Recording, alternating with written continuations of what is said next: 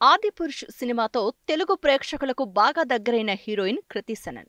Mahesh Babu one నేనొక్కడిని చిత్రంతో తెలుగు ప్రేక్షకులకి పరిచయమైన ఈ హీరోయిన్ ప్రభాస్ ఆదిపురుష్తో మరింత పేరు తెచ్చుకుంది. అయితే ఈ రెండు సినిమాలు కూడా డిజాస్టర్స్ నమోదు చేసుకోవడంతో ఈమెకు ఆఫర్లైతే ఇక్కడ పెద్దగా రాలేదు. కానీ బాలీవుడ్లో మాత్రం ఈమె స్టార్ హీరోయిన్గా ఎదిగింది.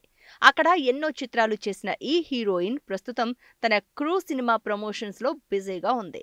కృతి సనన్, టబు, కరీనా కపూర్ ముఖ్య పాత్రలుగా తెరకెక్కిన ఈ చిత్రం గత నెల మార్చి 29న రిలీజై మంచి విజయం సాధించింది.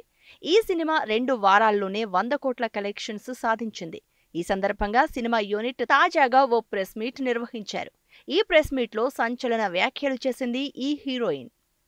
మీడియాతో కృతి సనన్ మాట్లాడుతూ, ఒక చిత్రంలో స్టార్ హీరో ఉన్నంత మాత్రాన ప్రేక్షకులు పరిగెత్తుకుంటూ ఆ సినిమాకి రారు. కథ ముఖ్యంగా బాగుండాలి.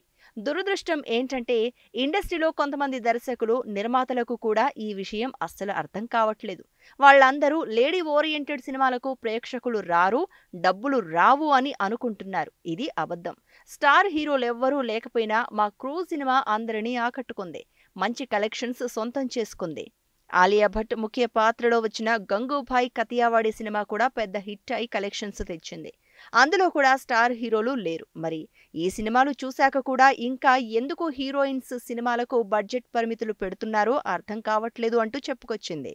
అలాగే కృతి సనన్ బాలీవుడ్ సెలబ్రిటీల గురించి మాట్లాడుతూ, ఇండస్ట్రీలో ఏదో మొహమాటానికి ఒకరినొకరు పొగుడుతున్నారు.